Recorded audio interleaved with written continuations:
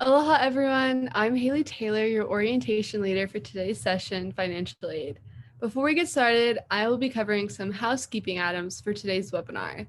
First, you should be able to hear me clearly, and if you cannot, please send a note in the chat so we can troubleshoot with you. Some simple fixes include connecting your audio on the Zoom window, turning up your computer volume, or using external headphones.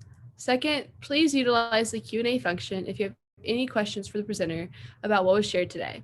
For most sessions, all questions will be saved for the end of this presentation. Additionally, participants in the chat box are asked to be respectful of others and stay focused on the topic for this webinar, so those with questions can easily be seen. Finally, after the session, we will be uploading a recording of this webinar to the Visit Days platform in the videos section. All recordings have been closed captioned. Now, I would like to introduce and welcome today's presenter, Jacob Nakasone. With that, I'll turn it over to Jacob. All right, thank you, Haley. Good morning, everybody. As Haley said, my name is Jacob Nakasone. I am one of the financial aid counselors here at UH Mānoa, and I'm here to give you kind of like an overview of our financial aid that we have here. So I guess usually the thing that I like to always start off with whenever I talk about financial aid for school is how much does school cost? I guess this is something that you folks are probably already a little familiar with, considering the semester starting in just a couple of weeks. But I still like to go over what these costs are. So you notice there's a bunch of different numbers up at the top for tuition. So these are, I guess, different tuition rates. So the column on the left at $11,304 is what Hawaii State residents can expect to pay for a full-time course load for the fall and spring semester combined. So if you're just looking at fall semester amount, it's going to be half of that. And that's for undergraduates. That number below, 33,336, is what non-resident students can expect to pay.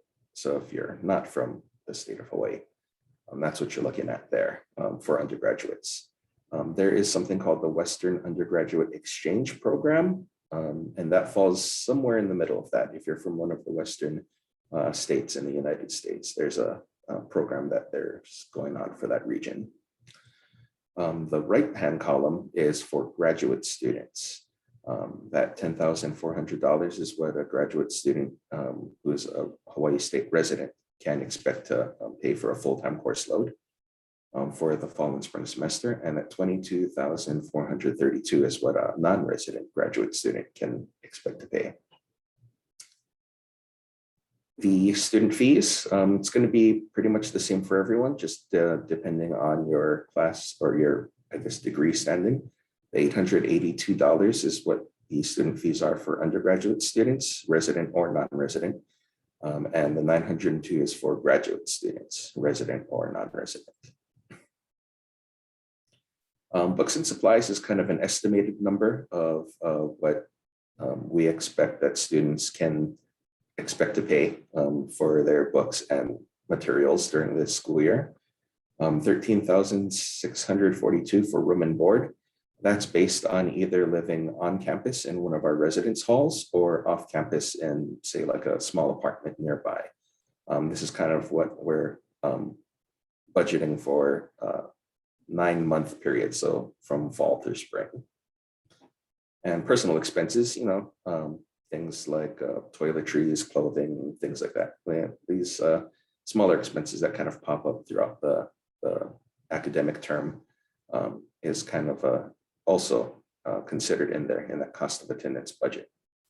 So altogether, with these costs added up, kind of gives financial aid office an idea of the limit of the amount of aid a student can receive for a given school year.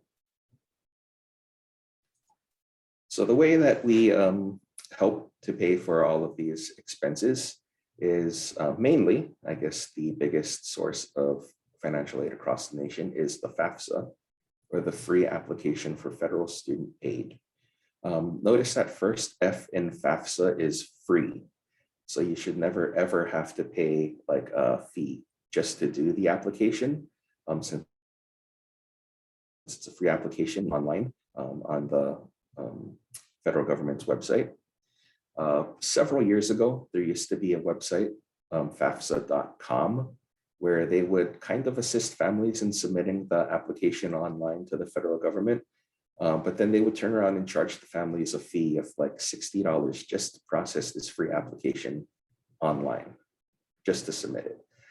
So since that was kind of borderline scamish, the feds have eventually shut them down.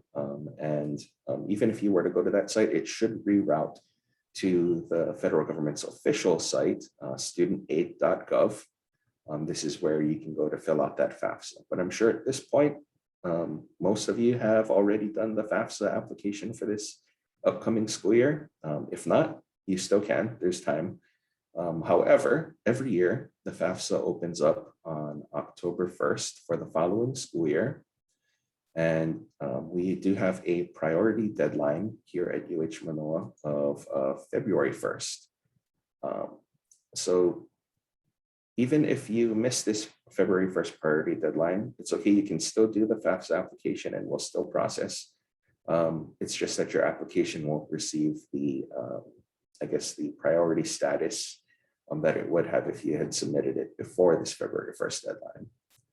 So this goes, these dates are every year. So October 1st, FAFSA opens up every year. February 1st is always going to be our priority deadline. So it's kind of like almost a year in advance that you got to start thinking about doing this FAFSA and all the financial aid stuff, or at least getting it started. I always encourage everyone to do that FAFSA as soon as possible, as soon after October 1st as you can every year.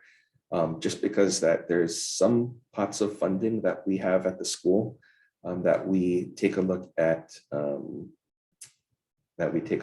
when that FAFSA submission date was. And then kind of that's the, I guess, list of order that we work off of, all else being equal. So the earlier you get your FAFSA submitted, the, I guess, higher up on that first come, first serve list you are.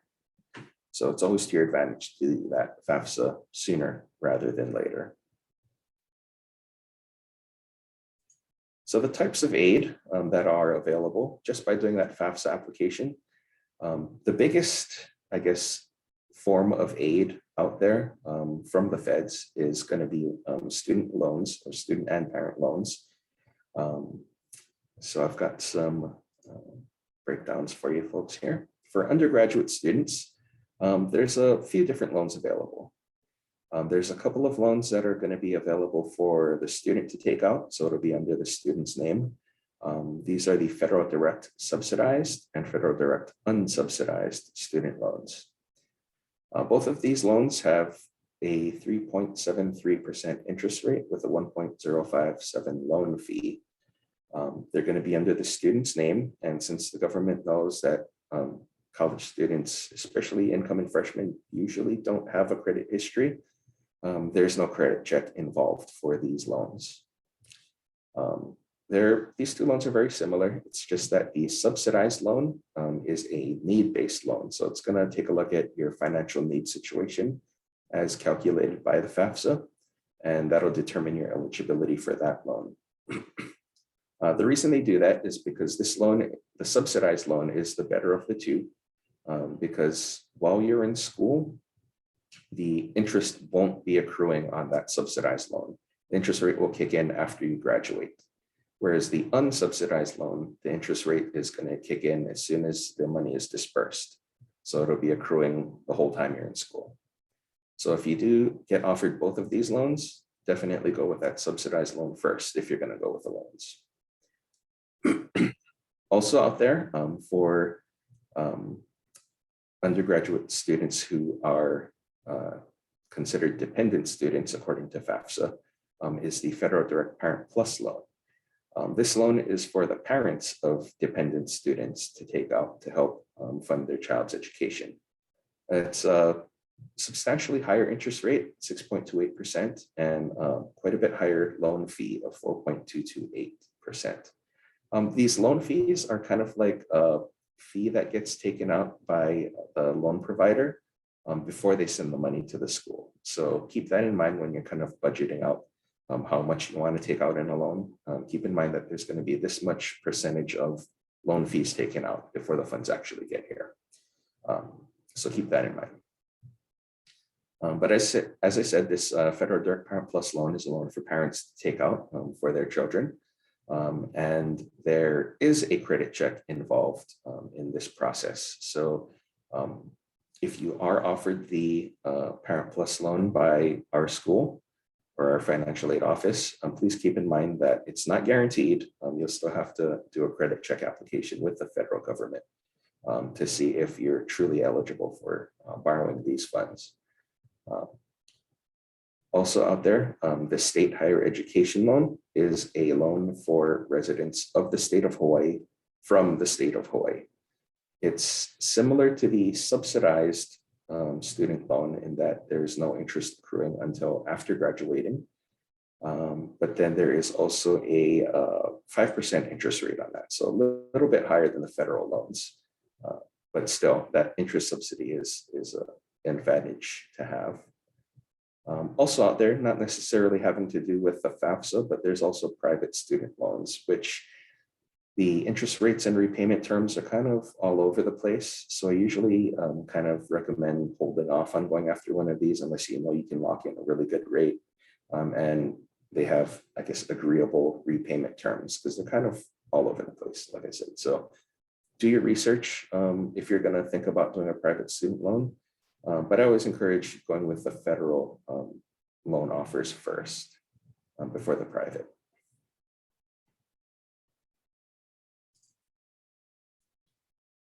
For graduate students, there are similar loan options out there, slightly different. There's no subsidized loan for graduate students. There's only the unsubsidized loan.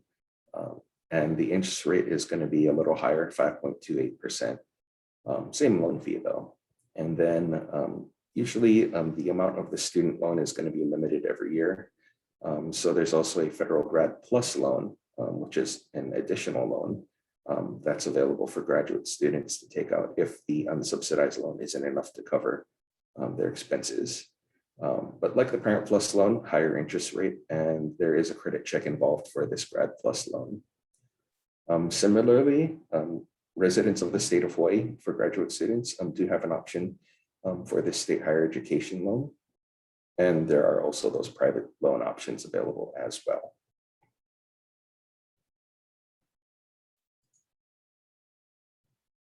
Okay. Honestly, though, I'm not a huge fan of loans because if you haven't heard news recently, I guess the student loan debt in this country has gotten pretty crazy. I think it was maybe a couple of years ago where it became the highest form of consumer, non-housing consumer debt in the nation. So it's pretty crazy. So I always encourage everyone as much as possible to avoid loans and go for these grants and scholarships as much as possible. So grants are a form of financial aid, usually based on financial need as determined by the FAFSA. And they're usually awarded by either a government institution or an educational institution. So the federal Pell Grant is a grant from the federal government for first-time undergraduate students only. So if you're doing a second bachelor's degree program, you wouldn't be eligible. So it's only for the first-time bachelor's degree students. It's based on financial need as determined by the FAFSA. So it really is tied to the expected family contribution number, or the EFC that FAFSA calculates to determine if you're eligible and the amount you're eligible for. So if you do qualify, one of these would be offered to you in your financial aid package. The highest a Pell Grant can go for this upcoming year is $6,495. And that's going to be if you have an EFC number of 0. And then as your EFC gets higher, the grant amount gets lower. Up until about that of the same amount, like $6,400 or so, where a 6,400 EFC would kind of be the threshold for eligibility. From the school, we also have the Mānoa Opportunity Grant, which is tied to financial need as determined by FAFSA, and we can award up to $4,000 a year for that if you're eligible. This Mānoa Opportunity Grant is one of those limited pots of funding that we kind of award on a first come, first served basis based on that FAFSA submission date. So as I mentioned earlier, this is one of those things that we're doing the FAFSA earlier is to your advantage. It gets you higher up on that list. So if you have that qualifying financial need and you submit your FAFSA early, you have a higher chance of getting this opportunity grant fund. There's also something called the Federal Supplemental Educational Opportunity Grant, which, as the name alludes, it's from the federal government. It's similar to the Pell Grant in that it is tied to financial need, but this is a very, very limited pot of funding. So usually we can only award it to Pell Grant recipients who have a 0 EFC. And even then we can't award it to everyone who has a 0 EFC. So this is another one where doing that FAFSA early gets you a better chance of getting it. So do that FAFSA early and do it every year to see what you're eligible for and to be as eligible as possible to increase your chances of getting it. So do that FAFSA early.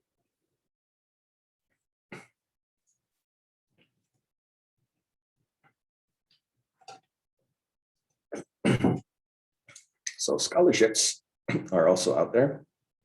You don't necessarily have to do the FAFSA for a lot of these, but there are a bunch out there that do ask for your FAFSA report to kind of determine eligibility for some of the scholarships.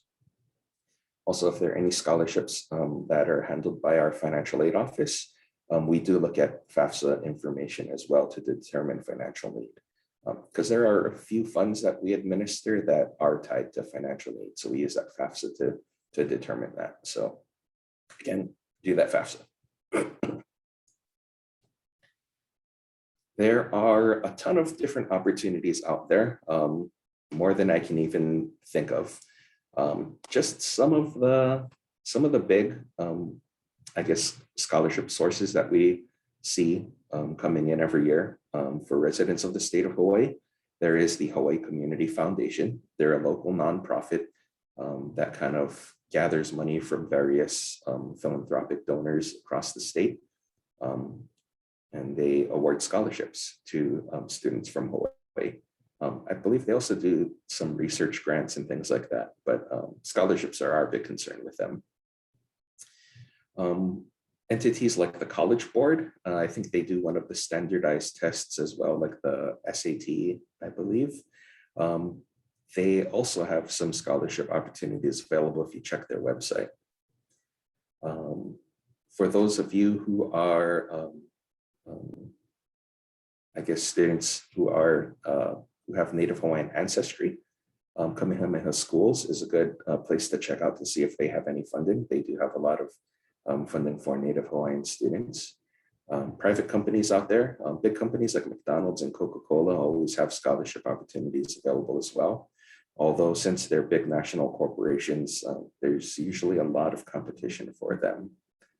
But local community groups, local churches, Kiwanis clubs, Rotary clubs, they usually also have some small pots of scholarship funding, especially if you were involved with one of their youth service groups in high school. So like if you were in a Interact club, I believe those are connected to Rotary clubs, or Key clubs are connected to Kiwanis clubs. So if you were involved in one of these clubs in high school, definitely see if your connected club at the adult level has any scholarship opportunities as well. The thing about these scholarship opportunities, though, is that their application period is kind of similar to the FAFSA in that we see, the ones that we see, most of them open up around maybe in October or November, and they usually close in the spring, maybe like mid-February to early March. So that's something else you got to kind of keep in mind for. So for this upcoming school year, I would say most, if not all, of the scholarships have closed their application periods, but they're going to be opening up in a couple of months for next school year. So kind of keep that in mind. Do the FAFSA in October, and right after that, start doing scholarship applications. From the university, here at Manoa, we have the STAR scholarship system. This is where all of our departments across campus and departments and colleges across campus and some of our University of Hawaii Foundation scholarships for Manoa students are housed. There's hundreds and hundreds of applications for scholarships on here. Luckily, there's kind of like a little way you can sort through them by doing like a limited search. So definitely check this out. You can search by major and other class standing and things like that. So definitely check that out. But again, the application period for this runs from November through mid-February. So I guess about a month after you submit that FAFSA on October 1st, you can start doing the STAR scholarships on November 1st. So star.hawaii.edu/scholarship. Also from the University of Hawaii, but this time from our system offices, we have the UH System Common Scholarship application. These are scholarships, I believe, primarily from our University of Hawaii Foundation, but they're open to students across all 10 University of Hawaii campuses. So it's mainly for the community colleges, but there are about maybe 3 dozen or so funds that Manoa students are eligible for as well. So definitely check out this application. You don't have to worry about writing down these URLs because we do have everything linked up in our financial aid website's scholarship page. But definitely, this is another good one to do. This one opens up on, I believe, October 1st, and the closing date for these applications are going to be March 1st. So it's going to kind of pretty much coincide with FAFSA. So as soon as you do your FAFSA, do this application as well.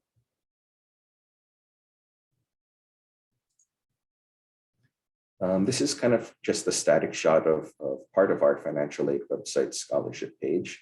So if you go to our financial aid website, hawaii.edu/FAS, there's going to be a link for scholarships on the side, kind of on the lower end of the page. So it'll bring you to our page where we have a bunch of scholarship links from university sources, local community sources, and national sources. So it's definitely a good place to check out. I would say it's a good starting point because there are way more scholarships out there than we have listed. But just kind of be careful if you're gonna go on Google and do a search for scholarships.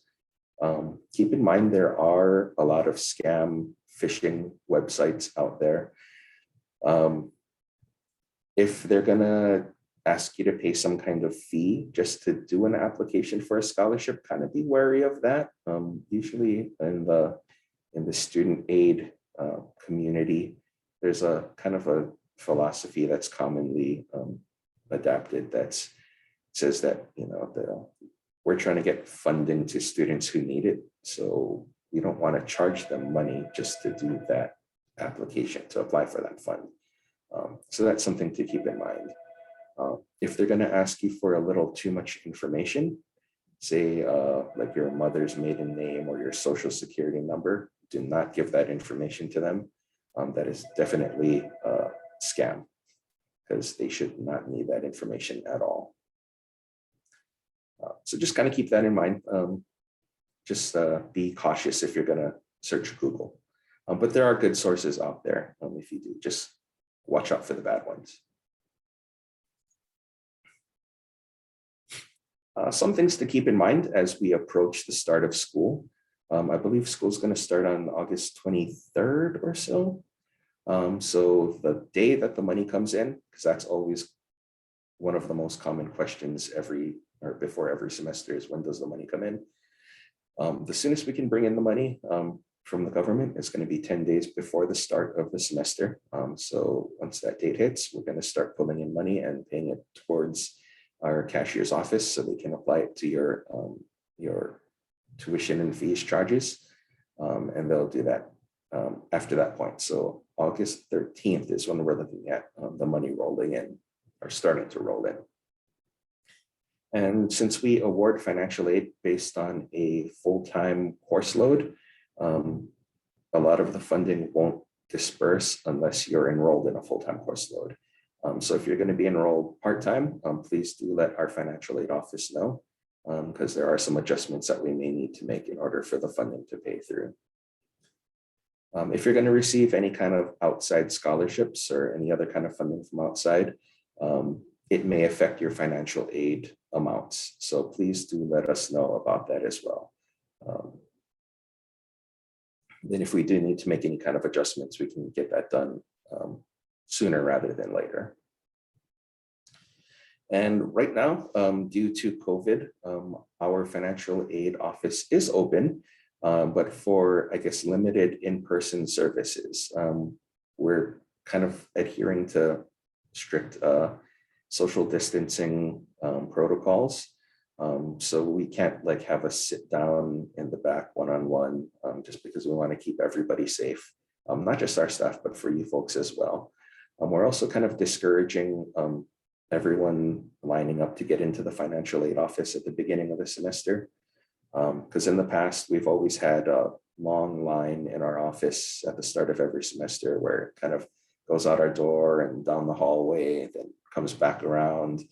But we kind of want to avoid everyone bunching up and being close together for long periods of time. So we ask that you, I guess, utilize our more virtual options, because we do have a virtual front desk going on where you can actually have like a virtual face-to-face Zoom session with one of our staff, or email is always available too. This is a shot of our financial aid services homepage. So notice on the right side, there's that green button, virtual front desk. So this is where you can go between 9 a.m. and 3 p.m. Hawaii time, Monday through Friday. This is where you can go to, I guess, sign up to get in line for our Zoom sessions with one of our staff. Or right below that is finaid@hawaii.edu, which is our email. You can email questions to us, and then we'll get back to you as soon as we can. Another thing that I was asked to mention is, if you notice on the bottom left-hand corner of our screen, there's a little green button that says Questions, Ask Bo. Bo is our virtual question and answer helper. So if you do have a question in the middle of the night and no one's there to do the virtual front desk or anything, you can try and ask Bo, and he'll try and find an answer for you for your questions. And then if not, you can always shoot us an email. But yes, we do encourage this virtual front desk option quite a bit. From the families I've talked to, they all seem to like it because it is like a face-to-face conversation, and it is also socially safe, socially distant. So it's a little safer than for, physical face-to-face.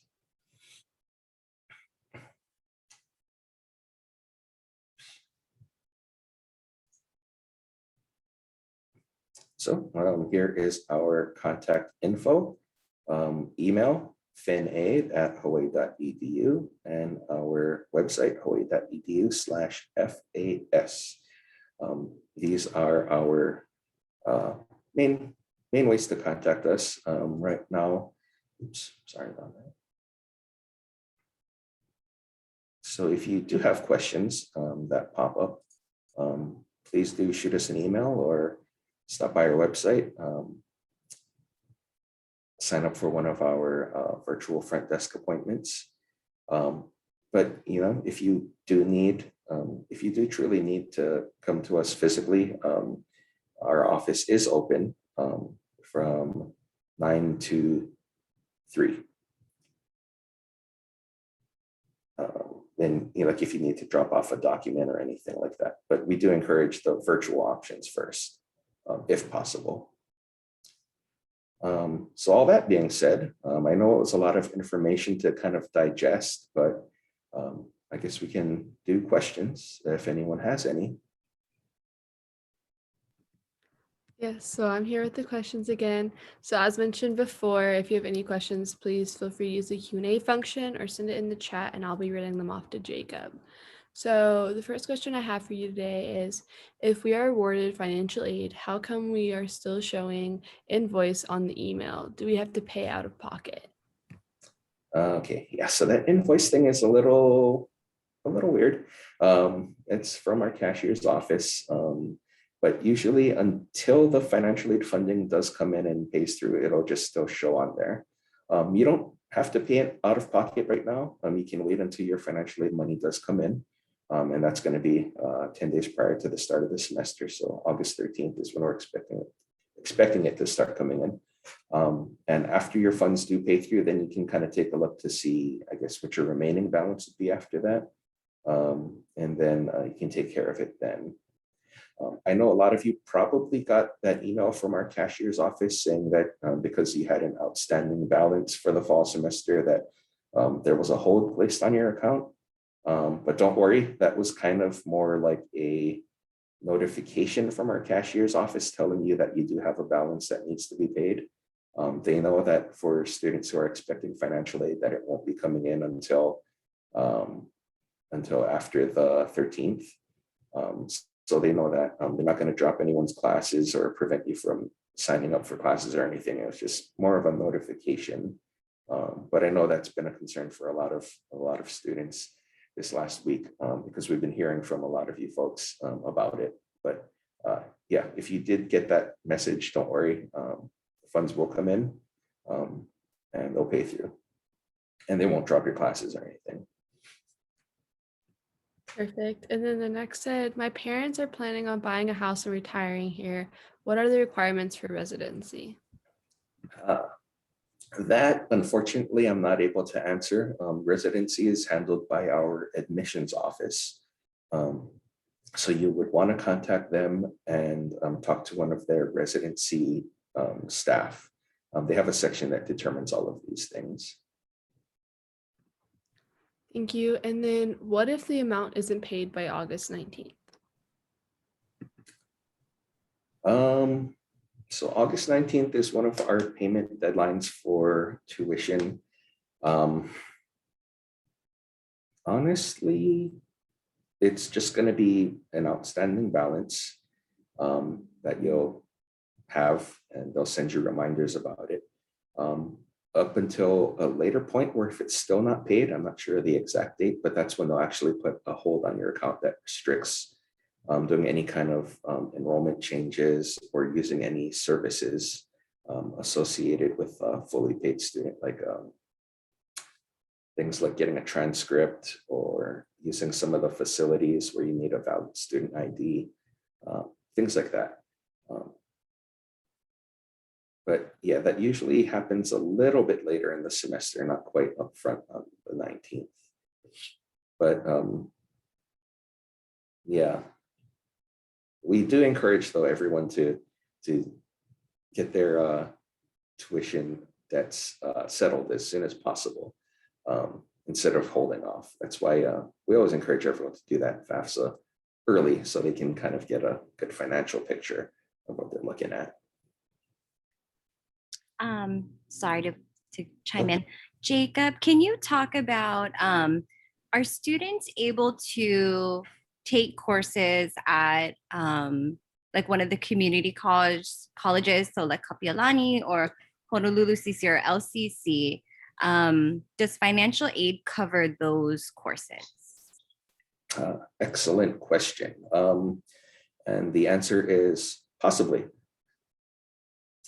So we do have kind of like a consortium agreement with our other 10 or other 9 University of Hawaii campuses, where you can, if you're, I guess, a Manoa student, and this is your home campus, there is a possibility for you to take courses at usually one of our community colleges. That's what we see most commonly. However, there is a form involved with our financial aid office. It's our UH system concurrent enrollment form. This is a form where you have to list your community college course information. You'll have to bring it to your academic advisor, and they'll have to approve that the courses do count towards your degree. And if they do, then we'll be able to provide some financial aid to help pay for those courses, or at least to, I guess, bring you up to the full-time credit load. Because usually what students will do is they'll take, say, 6 credits here at Manoa and maybe 6 credits at a community college. So then normally we would only see the Manoa classes and we would consider the student a half-time enrolled student. But by doing this form and getting approval from the advisors, we'll be able to consider that community college course enrollment, and then we'll look at that overall, and the student will be considered a full-time student and be entitled to the full-time aid. There are adjustments we would have to make though, because the community college tuition is substantially lower than the Manoa tuition. So we would make some adjustments to the cost of attendance budget based on that, and possibly the aid if that is required by either the type of funding or the amount of funding. So it is possible, but you do have to be enrolled at least half-time at Manoa, so 6 credits, in order to be, I guess, eligible for aid. Thank you. And we have so far 2 more.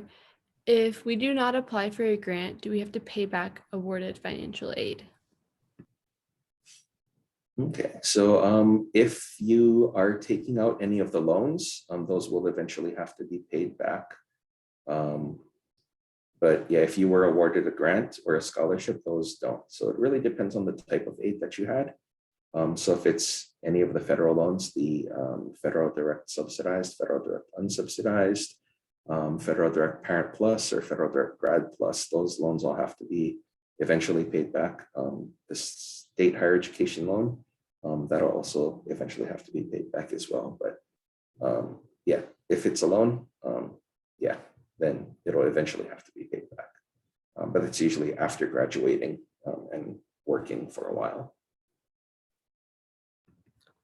Thank you. And then can we get financial aid for summer classes / does financial aid get adjusted if we study abroad? Okay, good. Yeah, awesome question. So for continuing students, there is a possibility to get summer financial aid, but summer is kind of treated as like a trailer to the academic year. So it's kind of looking at if you have any remaining aid eligibility that wasn't used up in fall and spring, say like if you haven't used up all of your student loans, then it could be, I guess, extended into the summer. There are some scholarship and grant funds available through our outreach college. They do have some funding for students during the summer, so that's a possibility as well. But we do have, usually towards the middle to late spring semester is when we'll have our financial aid summer application available for those who are interested in attending summer and receiving aid. So it's possible. And the other one was study abroad, right? Yeah, so study abroad, as long as it's through one of our Manoa programs, so either our Manoa Study Abroad office or the International Exchange Program, or Manoa International Exchange Program through their office. So official Manoa Study Abroad programs, it is possible to receive financial aid. Usually these offices will send us what the program's cost of attendance are. So depending on which country you're going to be studying in and what those expenses are, we'll take a look at that and see what kind of aid you'd be eligible based on those amounts. So it is possible. So that was all the questions I received so far. If anyone has any last minute questions, we'll wait about a minute and then we'll wrap it up. So just send any last minute questions you have. Yeah, and I know it was a lot of information to digest, and if you're in Hawaii, it's still morning. So when does interest start?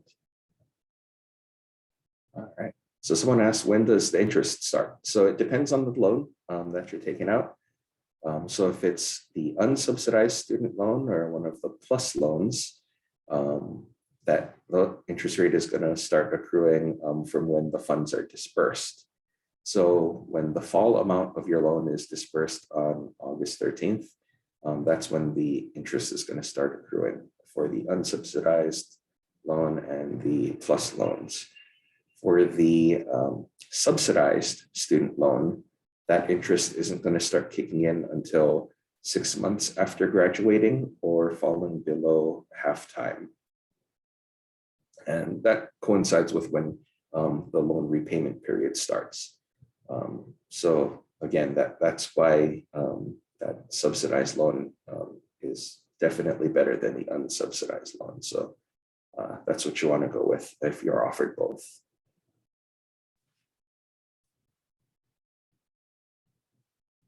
But yeah, if if you folks do think of any questions later on in the day, you can always shoot us an email, finaid@hawaii.edu, or try and pop into one of our virtual front desk appointments if it's within our front desk hours. Yeah, those are our current best options right now.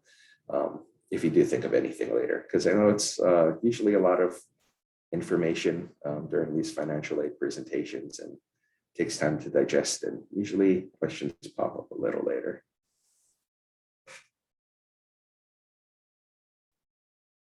Perfect. So if that's all we have for today, I would like to thank everyone for joining us today for this presentation. We hope we gained some helpful information from Jacob. And if you have any further questions or questions that were not discussed, please email your OL or nrwo@hawaii.edu, as well as the financial aid office for assistance. As mentioned, this webinar will be published on the NSO platform, so please visit that page for the recording, as well as the links or documents mentioned today. Thank you so much. Mahalo. Thank you, everybody.